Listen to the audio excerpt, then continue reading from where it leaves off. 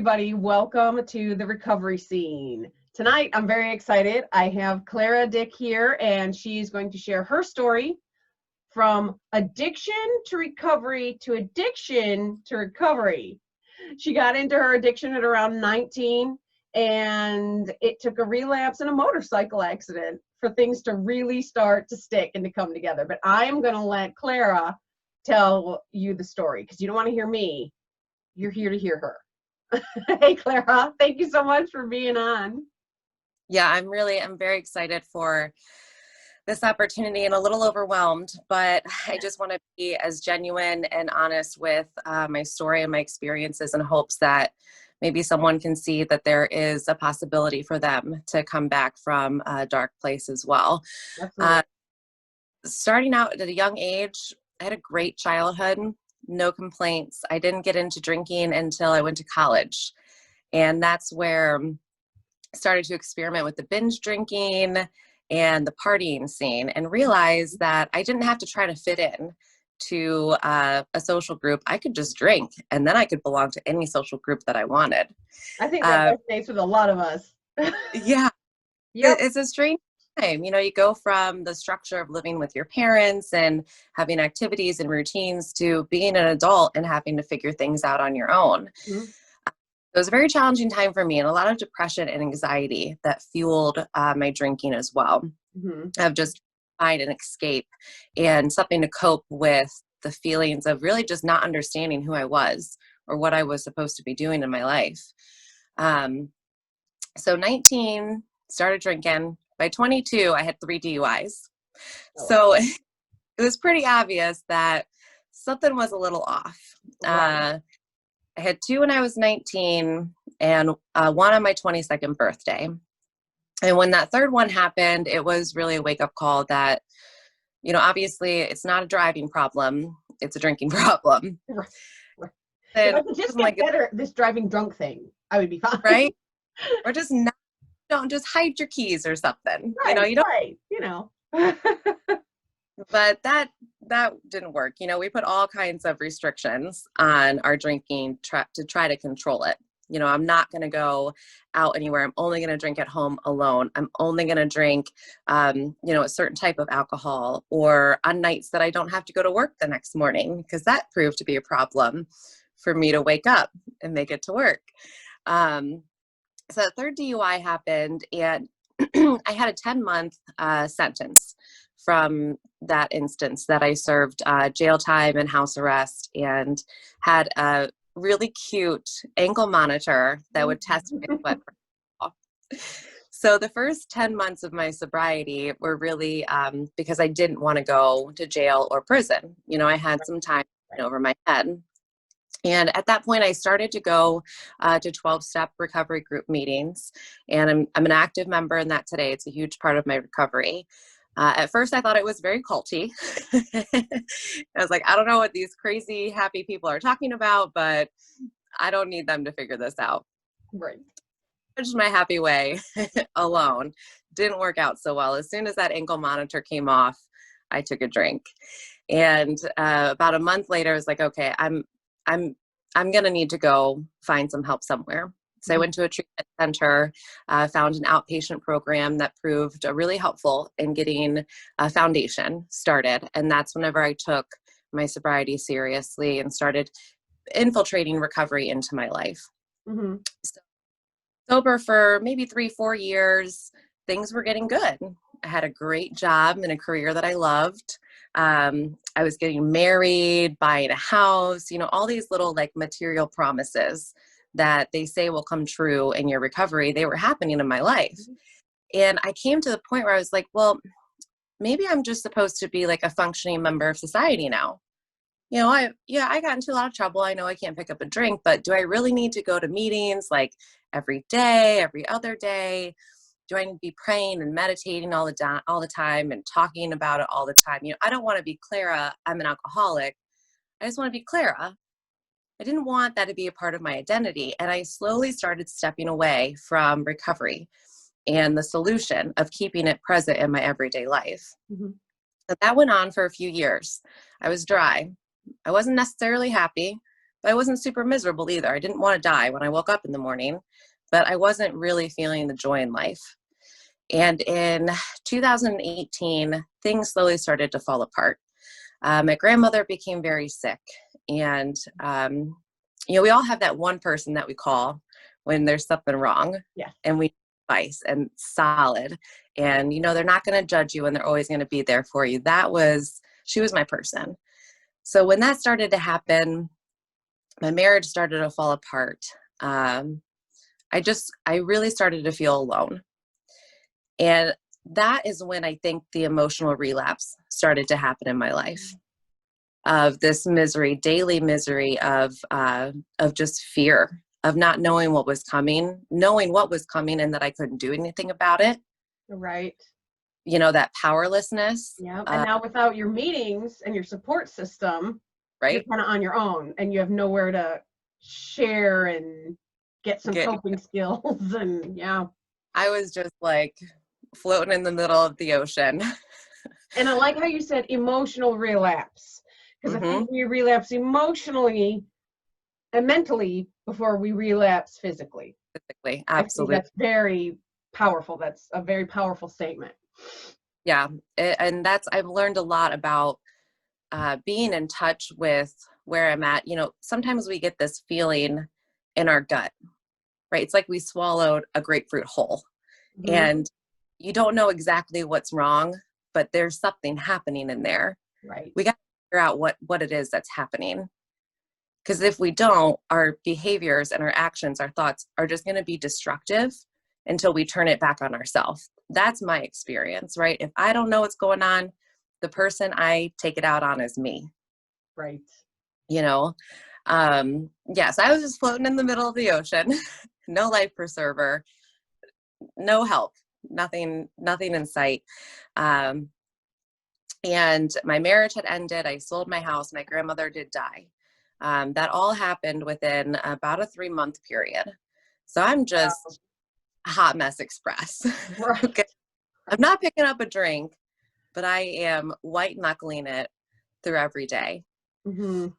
I get into a little 1-bedroom apartment, and that's when the insanity in my brain starts turning. You start getting good ideas. Oh yeah, start getting great ideas. Ideas like, well, if I just keep a bottle of liquor in my cabinet, that will ease my anxiety of knowing that it's there. Because if I do decide that I want to drink, at least it's there. But if it's not there, I'm going to wake up in the middle of the night in sweats because I can't get anything if I want it. The logic is amazing. Oh, incredible. Guess what? So weird. But the night of my relapse, I had been invited to my corporate offices for the company I worked for, and they wanted store information, people that were out in the field that could bring to them solutions to increase our business. And I was one of those 6 people in the country that they wanted to hear from. So super excited to go. Really great experience. That night I'm sitting at a bar, which again, I shouldn't have been doing. And the woman I was with orders a glass of wine. I order a San Pellegrino. I drink my Pellegrino. She drinks her wine. And when she ordered her second glass of wine, I said, I think I'm going to have a glass too. And from that moment, the next 14 months of my life were just misery. There was not one fun night of that relapse where I enjoyed it. I got to the point of, I wasn't suicidal because my ego would not go there, but I didn't want to live. I wanted to find a way out, but I didn't want people to know after I died, that I had chosen way out. Here I am. I'm so psycho that I'm worried about what people are going to think of me when I'm dead. As I'm planning all these scenarios that I just can't. It's like, I'm never going to be able to do this. There's no way. I got to the point of just, well, if I'm going to go out, then I'm going to go out, and I'm going to go out hard. and quarantine hit, that was a huge green light for me to start like picking up that morning drink, which it's kind of like, all those restrictions we put on ourselves and how we're going to control our drinking. For me, there were all these lines in the sand that I would draw. Well, I'm never going to do that. One of them was I'm never going to drink and drive again, because I knew the next time it was going to be a felony, for one, and the danger I'm putting other people in. I'm never going to get in the car and drink and drive. I'm never going to drink first thing in the morning. That's not the type of alcoholic I am. It's all those yets. Okay. Well, I'm not that bad yet. I have not yet. But then when I see the person that's driving down the highway the wrong way and kills a family, that's me. There goes I. There's nothing about me that's different about that person. Because when I pick up a drink, I pick up a blackout, and I don't stop until I pass out, and I don't have control over what I'm doing. I don't know. I end up in situations that are dangerous. There are so many times I really just should not have made it out of where I put myself. And I had, let's see, this was probably six months into this drinking and just not wanting to live. I made it to a meeting. I made it to an AA meeting, and a woman stood up and spoke, and she said, my higher power's purpose for me is just not to pick up a drink today. I don't have to figure anything else out right now other than that. And that resonated with me. So I stalked her after the meeting and I said, this is my situation. I know I'm an alcoholic. I've been drinking since May of last year, and I can't get sober. I get drunk accidentally. I get drunk intentionally. I can't do it. Would you be willing to be my temporary sponsor? And she said, well, do you want to be temporarily sober? And I'm like, I'm a hot mess. I'm can't even describe. I had not been taking care of my personal hygiene. Everything was like I was skinny, sickly looking. And this woman's like making a joke. Do I want to be temporarily sober? No, girl, like help me out. Like, fine, just be my permanent sponsor. And she's still my sponsor today. But, during those days that I was still trying to get more than like a week together, what I always appreciated about her relationship and when someone is looking for help or just support, is know that there's never any judgment that's going to come from me. Whether, you've got 24 hours, 24 years, 56 minutes, whatever is going on in the process of your recovery, I'm not here to judge you, because it takes me just as much strength. Right. Point any day. Right. But she would say, you're going to fall asleep one night on your back and choke on your vomit and die. You're going to fall down your stairs and die. Like, this kills people. And I couldn't really like wrap my head around it. I'm like, well, I'm 30 years old. I'm not getting liver failure. It was, again, that denial of, the physical distress that I was putting on my body. And then in August 6th, was when that day came that I should have died. And I got on my motorcycle in a blackout and started riding down the road. I ended up in a ditch. I don't remember how I got there. I don't remember the accident, the scene. I remember waking up in the hospital and being super confused and hearing like two nurses. And the one nurse was saying, yeah, her blood alcohol was 0.376. And the other nurse saying, wow, like, that's crazy. And then me thinking, this is some weird dream. Right.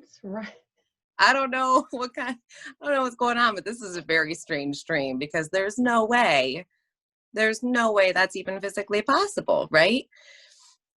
It takes some work to build up a tolerance that you're not comatose, dead at that level, let alone you're riding a motorcycle. That in itself is a dangerous that's a dangerous act in itself.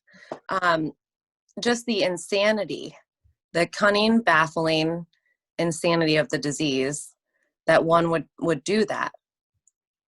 And that was really the situation that made me realize I do have a higher power, and he does have a purpose for me. That purpose for me today is just not to pick up a drink. I can't think too far in the future. I can't plan my life because I'm not in control. I have free will. And that's what, when it came to, step 3 is really trying to turn your will over to a higher power that you believe in. I was raised Christian, Lutheran, and I don't deny, that route of religion for recovery or sobriety. But I realized what I was doing wasn't working. That higher power, that God, was not helping me stay sober. So I really tried to tune into that spiritual path of understanding there is a universal, powerful force, entity, energy that is driving the sun to come up, grass to grow, the little things. And all that energy, that higher power to me gives each of us special skills and talents and creativity and that free will. My job is to find the opportunities in front of me that higher power gives me. Something like this. This is an opportunity that I believe power just like put into my life and said, okay, girl, here you go. Let's see. Are you going to be vulnerable? Are you going to have some courage and put yourself out there? Or are you going to keep trying to hide? Right? That has been a big part of coming back, of just being rigorously honest and going into meetings and saying, yeah, I've been drinking for 6-7 months. I can't get sober, when these people had known me in recovery for almost 7 years. It's like you're going in with your tail between your legs. Yeah, but I hate that feeling. Yeah. Oh my gosh, on the outside, I always wanted to look like I had it together. Everything's perfect. I'm excellent. No problems here. Life is glorious. You can't carry those burdens and fake it till you make it without having an outlet of reality. And to me, that's where my sponsor comes in. Women in recovery come in, play a huge part of just loving and accepting me, until I got to the point where I actually did look at myself and say, hey girl, I'm happy you're here today. Because those first couple weeks, I was like, I wish I just had not lived through that accident. Did you have injuries? I did. I broke my arm really bad, my nose, fractured my entire left side of my ribs, my back. I crushed a vertebrae. I was in pretty rough shape, and I think I laid in this ditch for probably 4 or 5 hours before a car came by and found me. Oh wow. And yeah, so it would have taken place somewhere between 1 and 1:30, and then the call, I was in an ambulance at 7 a.m. And that's what blew my mind even more about the blood test that they did, because I hadn't had anything for hours. Right. I had just been unconscious on the side of the road.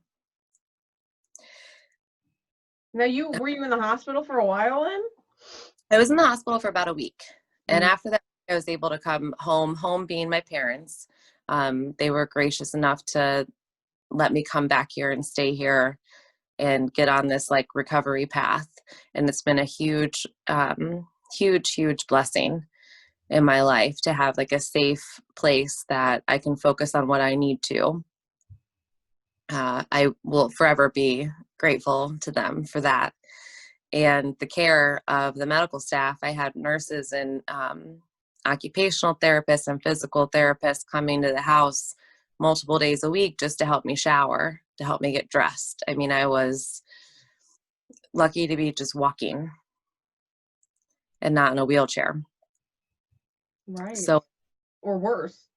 or worse. Yeah, right. Just not even here. So I have a lot to be grateful for. So much.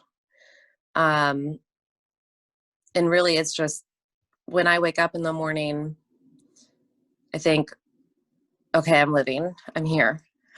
Now, what am I going to do today for my recovery? Am I going to go to a meeting? Am I going to call someone? Am I going to read? Am I going to do step work? Am I going to meditate, pray? Like, there has to be some activity each day to remind me that this disease does not go away.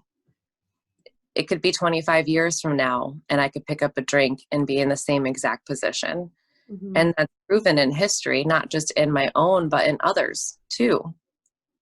And I'm really just focused on the steps and getting through. To me, it's important that I have that spiritual experience. If anyone is familiar with the big book of Alcoholics Anonymous, that's used in a lot of different recovery programs, and versions of it are used in different recovery programs. It talks about a spiritual experience after you do that inventory of understanding yourself. What are your character defects? What drives you? Once you know these things and you have a better understanding of yourself, you now can see the problem was never your drinking. The problem was you. Right? Yeah. Right? I mean, I drank because I'm an alcoholic. Mm-hmm. What fueled my drinking was all inside of me. Yep. We're usually covering up, hiding, or self-medicating. Yep. So what was it, right? Right.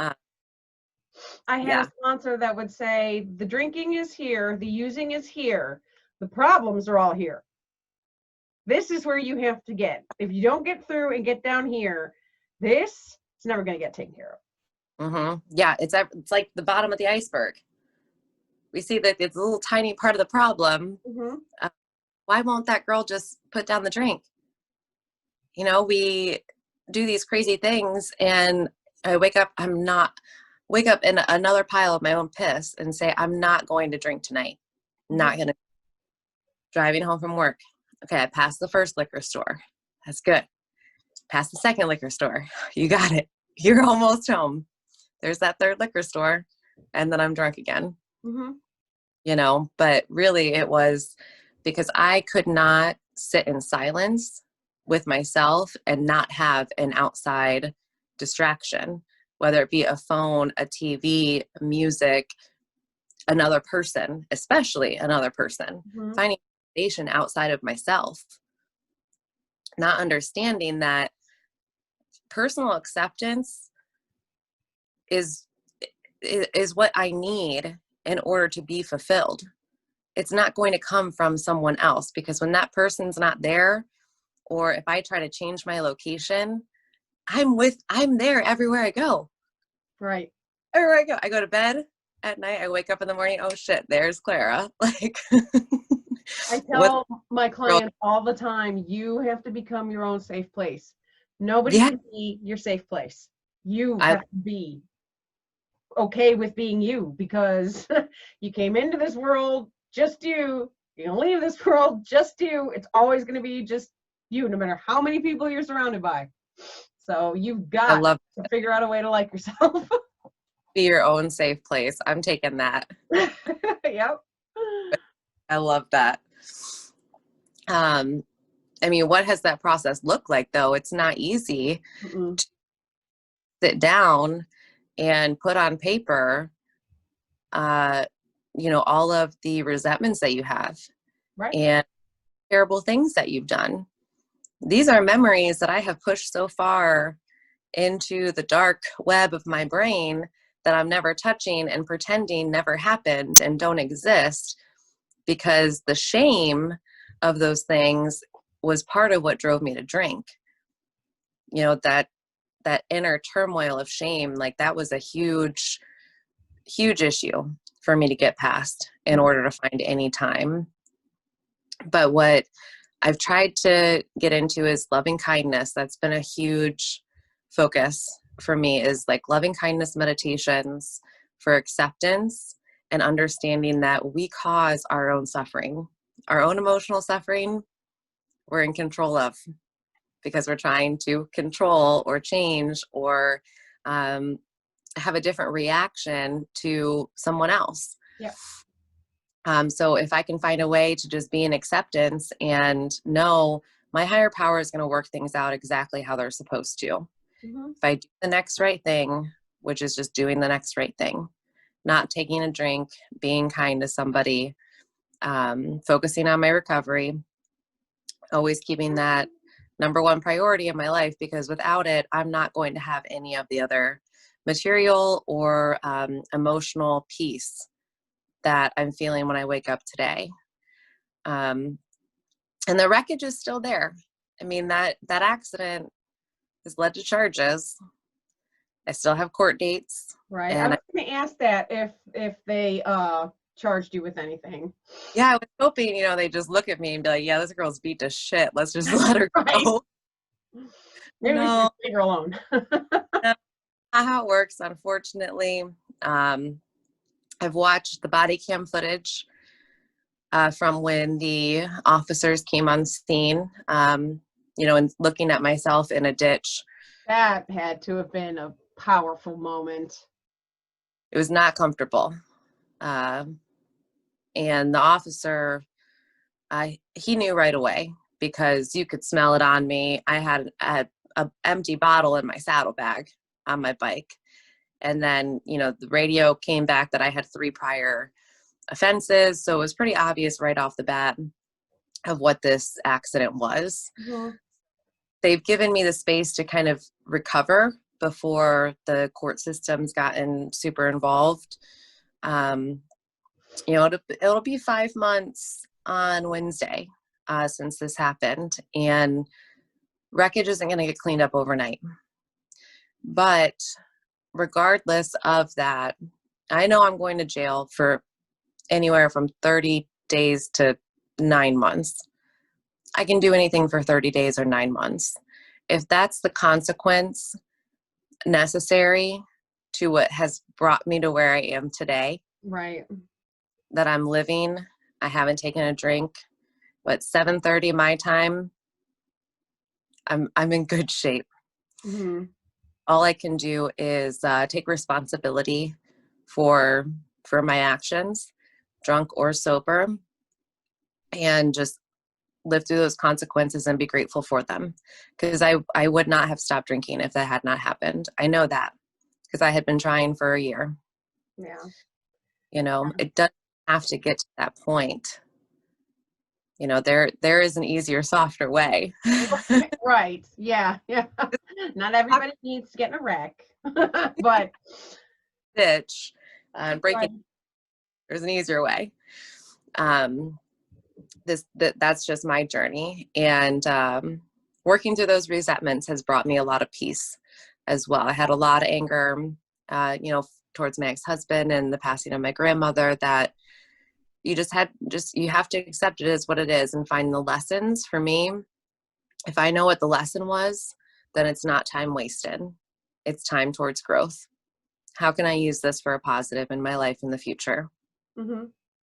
And that's just kind of little bits of every day of my recovery, I guess.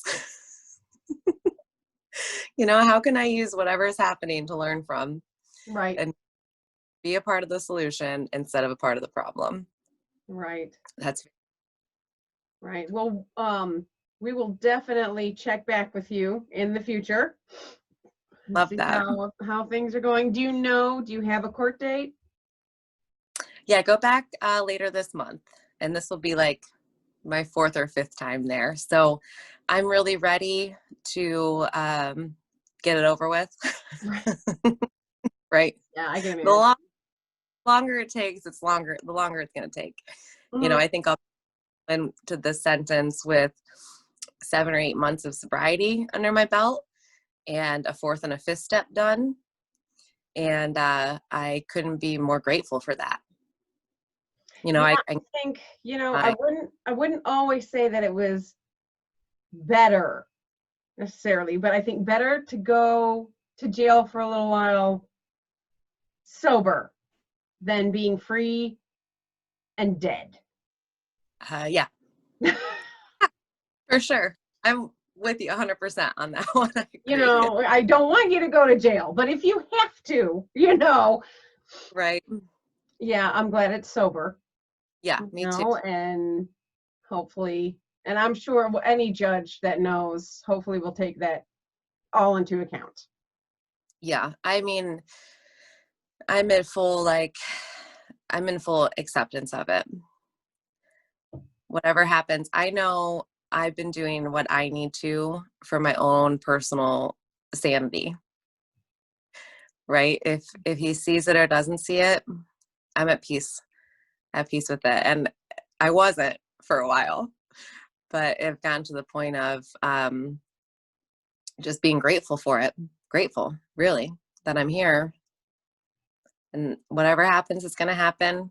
I'll go in sober without all of the demons in my mind and on my heart, and do what I need to do. It's a very small blink of the eye when you look at long-term life. If you've, 10 years from now, 30 to 60 days to 90 days is not going to be a mountain.